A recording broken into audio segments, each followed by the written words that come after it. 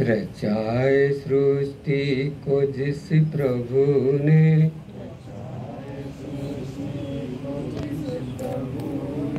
कोई ये सृष्टि चला रहे हैं,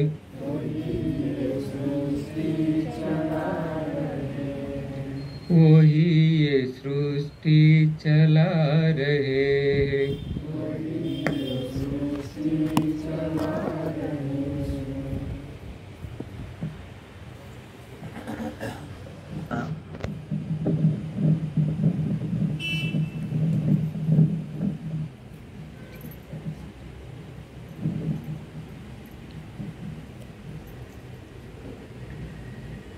अनादिकाल से संसार का प्रत्येक प्राणी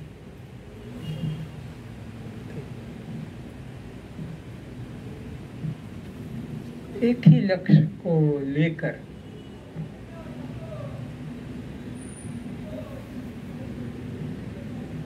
सब और दौड़ लगा रहा है और सब ओर से निराश होकर लौट रहा है। दौड़ना बंद नहीं हुआ, मार्ग बदल लेता है, धर्म बदल लेता है, कर्म बदल लेता है,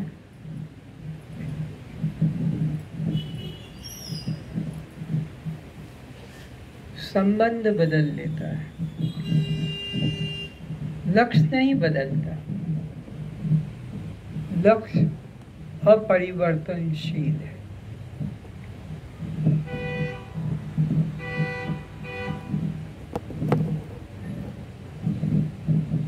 जैसे पानी का नीचे की तरफ बहना ये स्वाभाविक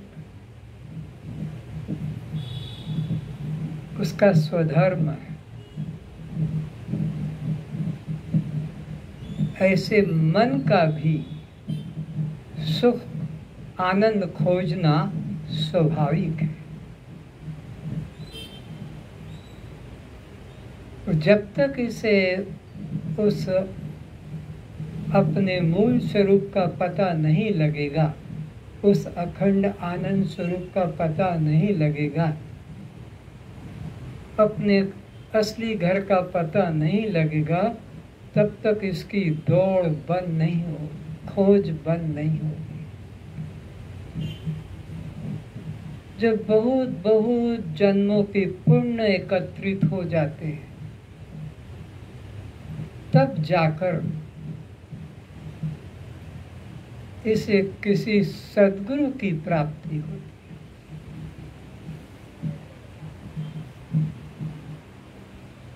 मानव जीवन तो बहुत बार पाया है, ये कोई नई घटना नहीं। अवतार भी बहुत बार पाए हैं, ये भी आपके लिए कोई अपरिचित बात नहीं। किंतु सच्चे सद्गुरु और उसमें समर्पण भाव, यही बस अद्भुत बात है। यही नहीं हो रहा है। अवतार भी मिलते हैं, सद्गुरु भी मिलते हैं, उपदेश भी मिलते हैं, लेकिन हमारी तरफ से समर्पण नहीं होता। और जब तक सद्गुरु के प्रति समर्पण नहीं, तो परमात्मा का अनुभव करना, मुक्ति का अनुभव करना, कहते गुरु बिन भव निधि तरई न कोई। ब्रह्मा और विष्णु और शंकर के समान भी कोई सामर्थ्यवान हो जाए, तब भी अपने आप अपने बल बुद्धि से मुक्ति का अनुभव, परमात्मा का अनुभव असंभव।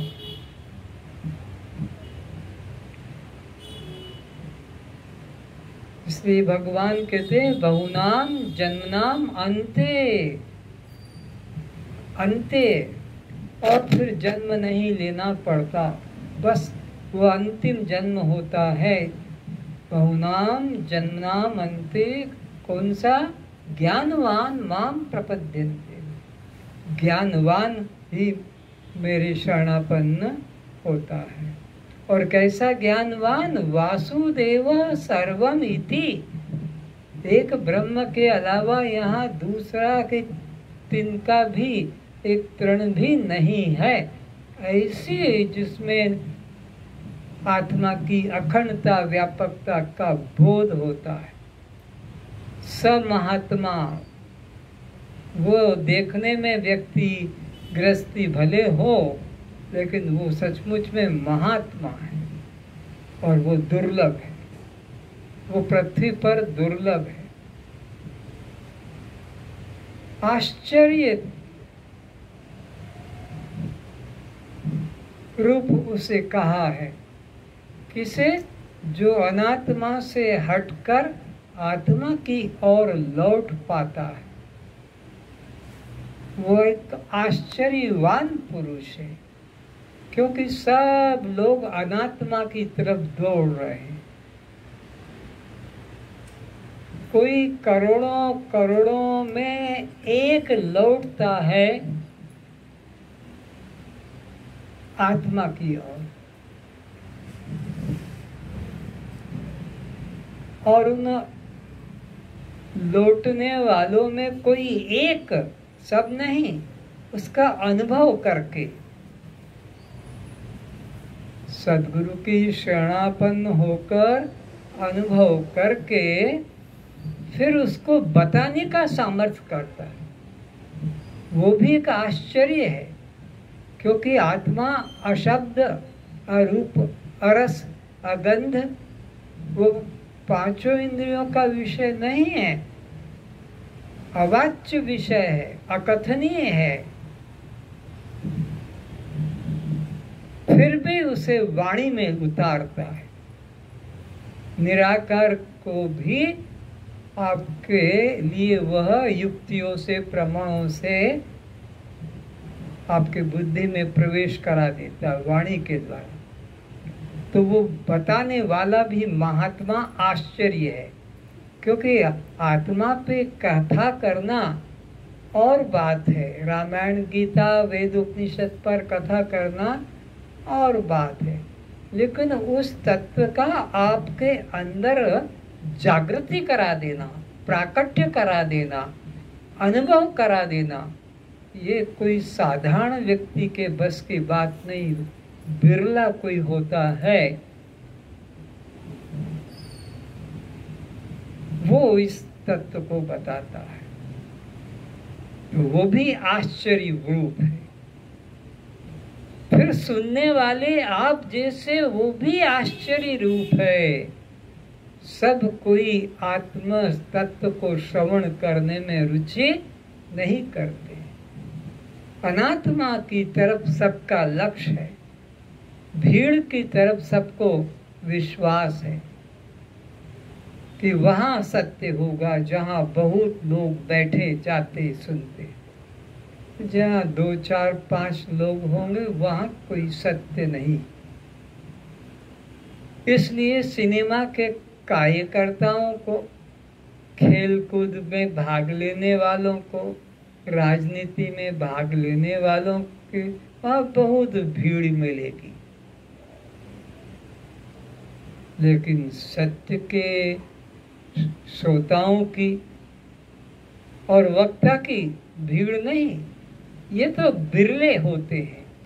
जैसे हर हाथी को मुक्ता नहीं होता, हर सर्प को मणि नहीं होती, हर हरिण को कस्तूरी नहीं होती, हर जंगल में चंदन नहीं होते, हर सीप में मोती नहीं होता, हर खदान में हीरे पन्ना नहीं होते, कभी कभी और कहीं कहीं।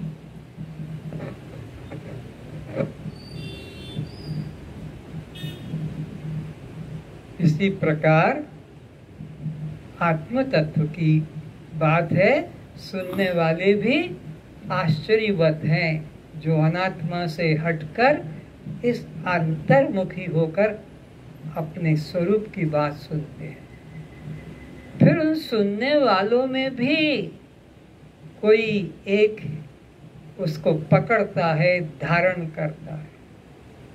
अधिकांश तो सुनकर उसको भुला ही देते हैं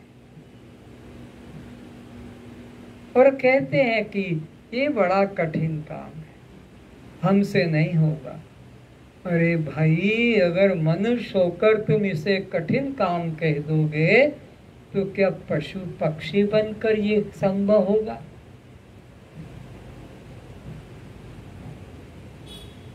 और अगर मनुष्य जीवन में ज्ञान को तुमने कठिन कहा तो उपनिषद कहता है ज्ञानेन हीना पशुभिर समाना,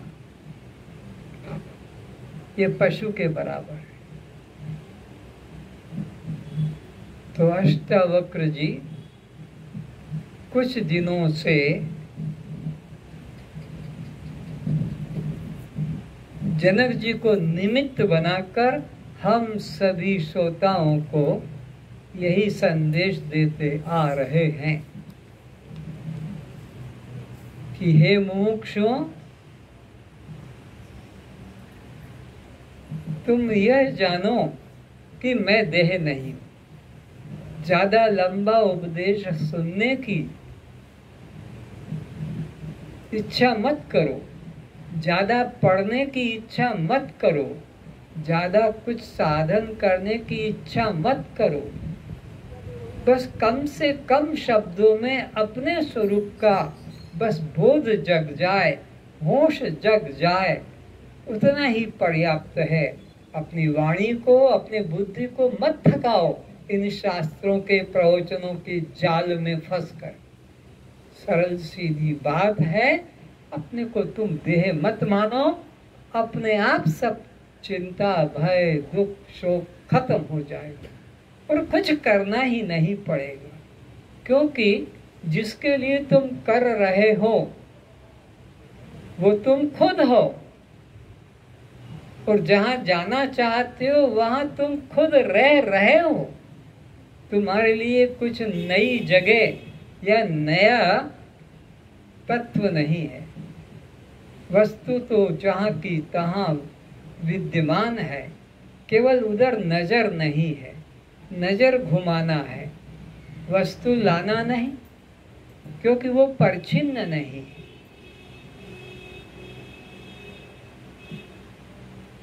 अष्टावक्र जी का एक ही रोज यही उपदेश हम लोगों को मिलता है कि बस तुम इतनी ही साधना करो, दिन भर उठते बैठते, खाते पीते, आते जाते, चलते, बात करते, मैं शरीर नहीं हूँ, ये सब मेरा दृश्य है, मैं इससे पृथक बस साक्षी आत्मा हूँ। इसमें न तो अधिक आपको कोई भजन करना है, न जप करना है, न बुद्धि लगाना है कि मैं देख रहा हूँ ये कुत्ता है, मैं देख रहा हूँ ये गाय है, मैं देख रहा हूँ ये घड़ी है, तो मैं घड़ी से, गाय से, कुत्ते से अलग ही हूँ। इसी तरह मैं देख रहा हूँ कि ये शरीर है, ये उठ रहा है, जा रहा है, चल रहा है, मैं तो देख रहा हूँ, तो मैं इसके उठने, चलने, देखने से, जाने से अलग।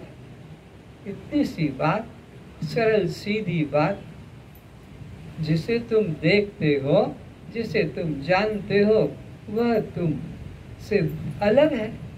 तुम वह कैसे हो सकते हो? मकान में रहने वाला मकान कैसे हो सकेगा? ट्रेन, प्लेन, कार में बैठने वाला ट्रेन, प्लेन, कार, गाड़ी कैसे हो सकेगा? कपड़े को पहनने वाला कपड़ा कैसे हो सकेगा? अलंकारों को धारण करने वाला अलंकार, चैन, चूड़ी, घड़ी कैसे हो सकेगा? चप्पल, जूता कैसे हो सकेगा? ये अलग है, तुम अलग हो, धारण करते हो, छोड़ते हो। कृष्ण भी मुरली पकड़ता है, छोड़ देता है, राम भी धनुष पकड़ता है, छोड़ देता है। शंकर भी त्रिशूल पकड़ता है, छोड़ देता है। और वह विष्णु भी शंख चक्र गदा पद्म पकड़ता है, छोड़ देता है। काम पर पकड़ लेता है, काम नहीं छोड़ देता है। आप भी इसी प्रकार देह को पकड़ते हो और देह को छोड़ते हो। 84 लाख योनियां यही तो बता रहे हैं कि तुम देह नहीं हो।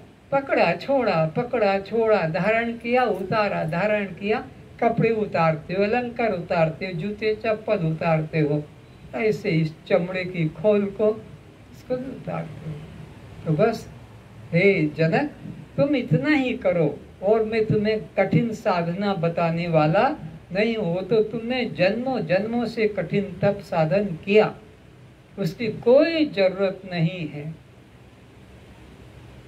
लेकिन अब इतना ही कर लो कि यह शरीर में नहीं। मैं जन्म के पहले ये था, ये जो अभी फोटो खिंचा कर रख रहे हो, एल्बम में रख रहे हो, ये जन्म के पहले नहीं था और मृत्यु के बाद भी ये नहीं रहेगा। ये वर्तमान में दिखाई पड़ता है। तो जो आदि में नहीं और जो अंत में नहीं, फिर वो मध्य में भले दिखे तब भी वो ना नहीं है।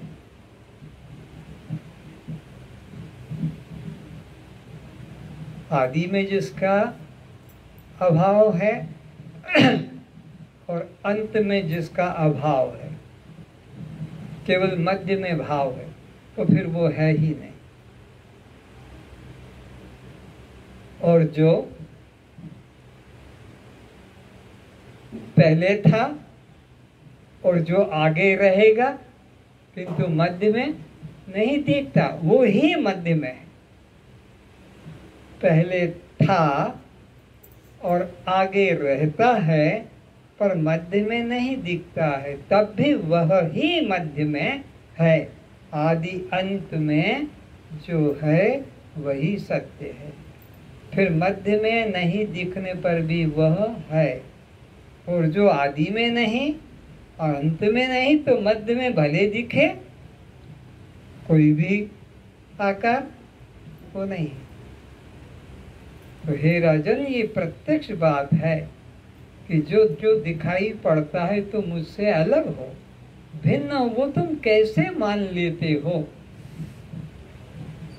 एक आश्चर्य की ही बात है कि जिसको तुमने जान लिया कि यह मल है,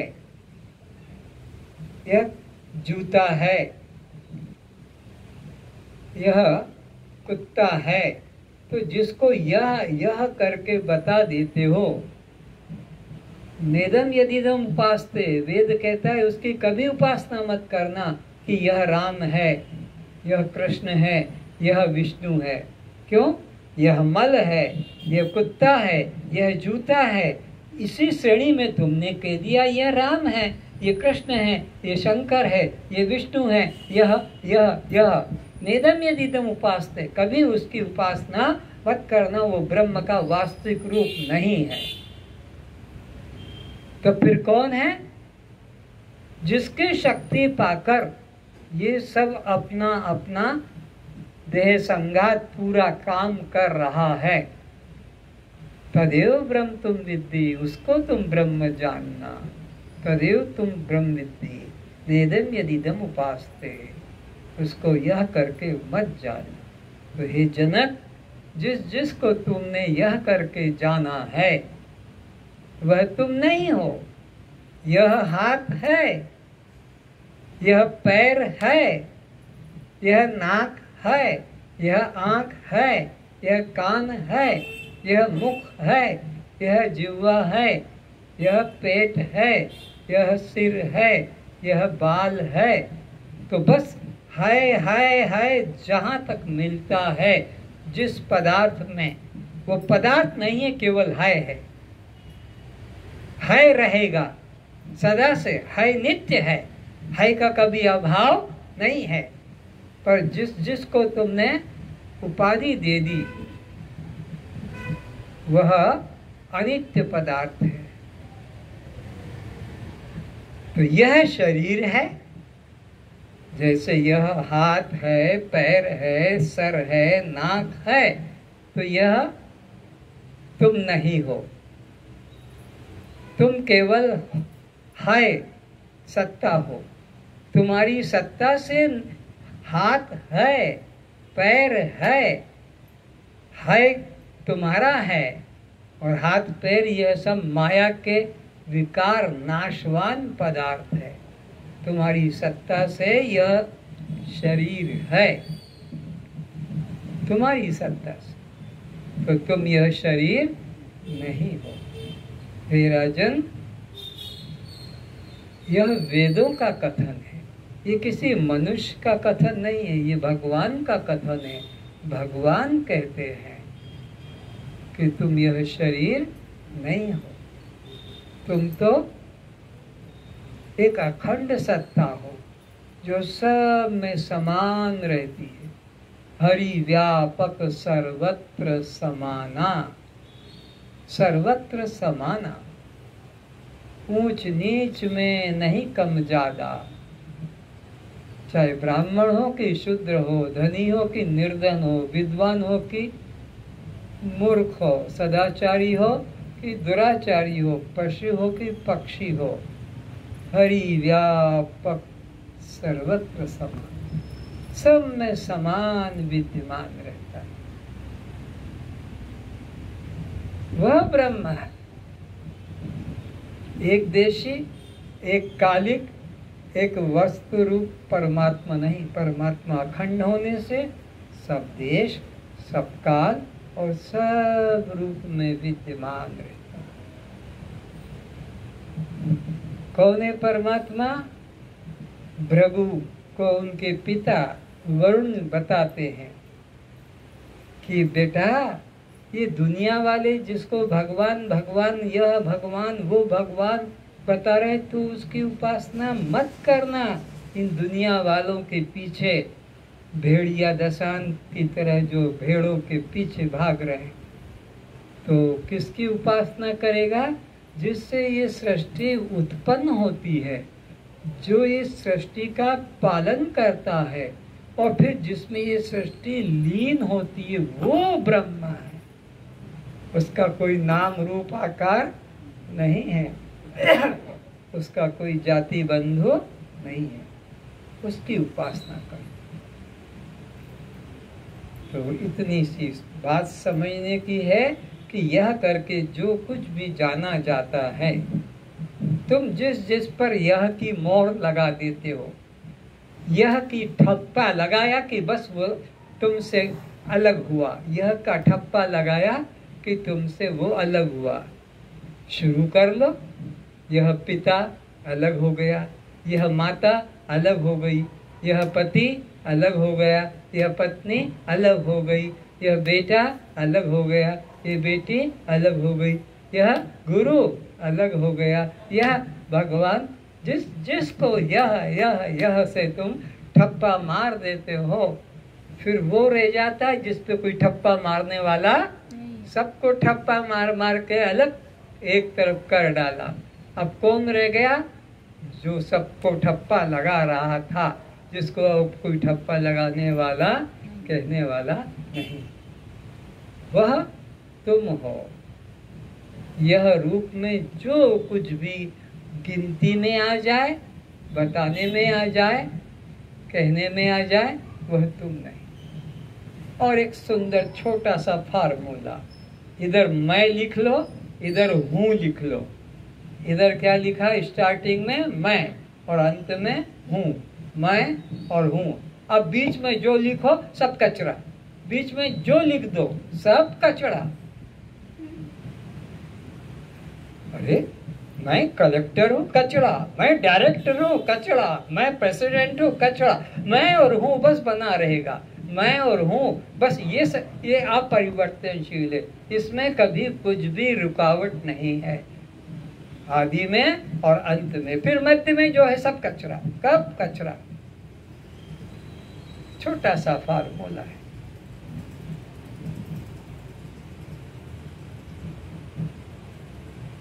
इधर मैं जुड़ गया कचरे में, इधर आ गया ब्रह्म में। ये संसार, ये परमात्मा, ये है आपका मैं। इधर जुड़ जाए तो बंधन, और वहां से हटकर इधर जुड़ जाए ये ब्रह्म।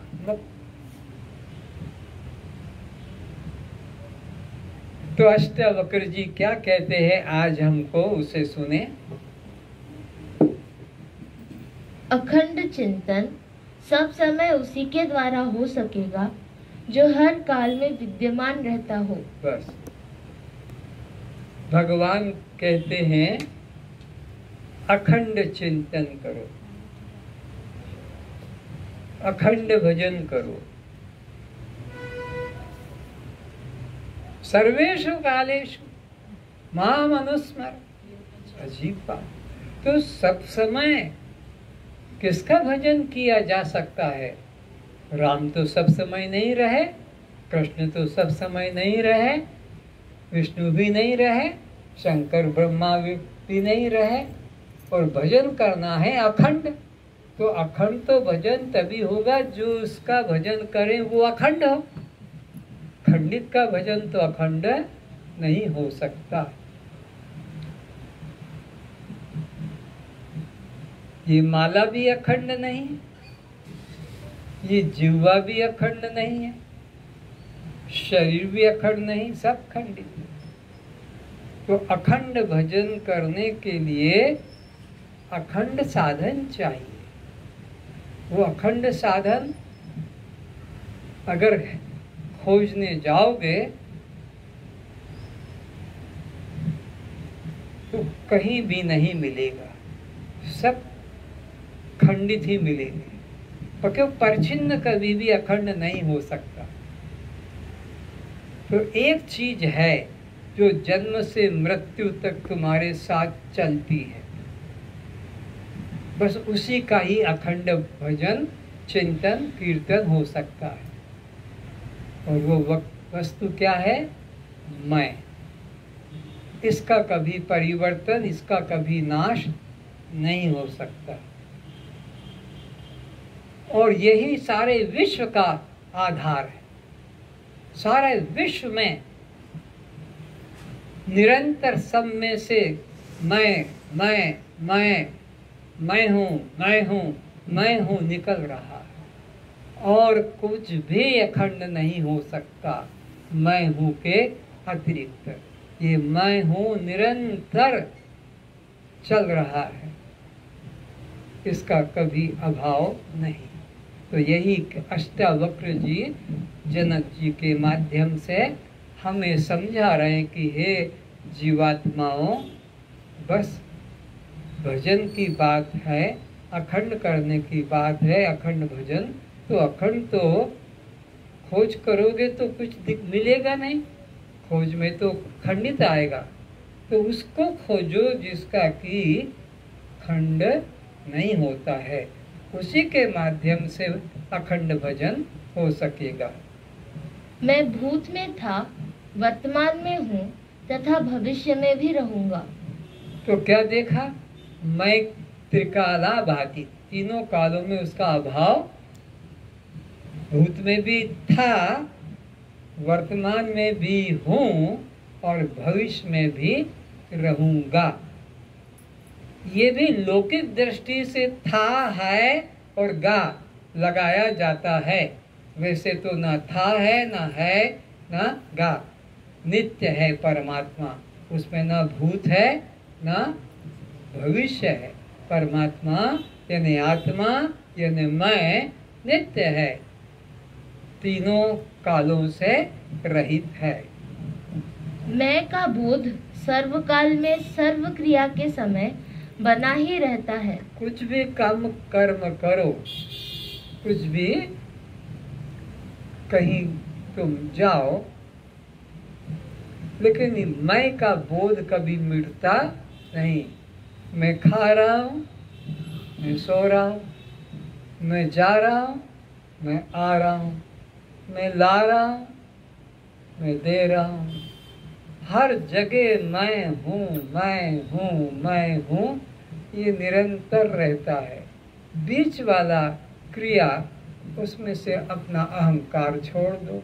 मैं और हूँ के बीच में जो भी सोने के लिए आए हो, झटका ले के नींद ले रही हो, खड़े होके सुनो, नींद आ रही तो इस तरह से मैं और हूँ के बीच में जो भी उपाधि जोड़ोगे वह तुम नहीं, वो तुम्हारी नहीं, वो माया जनित है।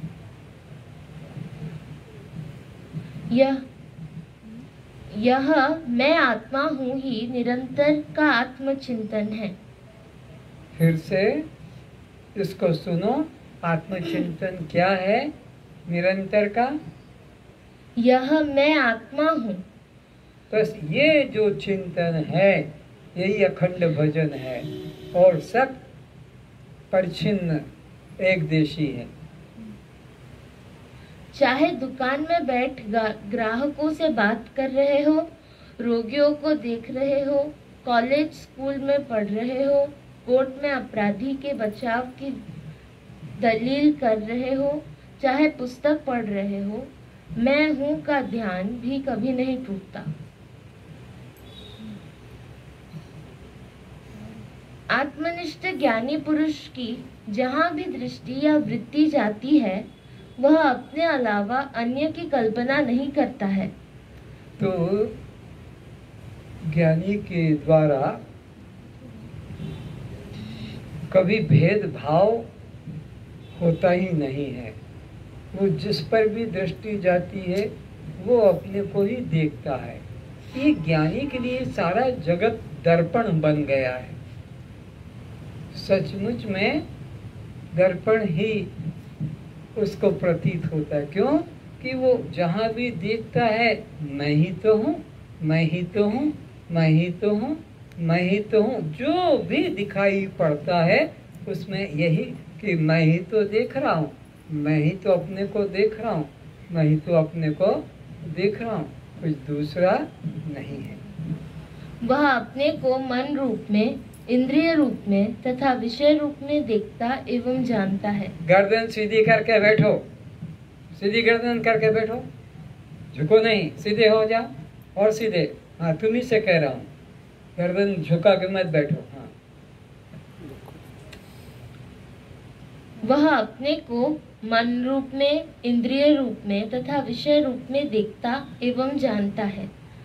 ज्ञानी हर दृश्य को मैं रूप में ही जानता है।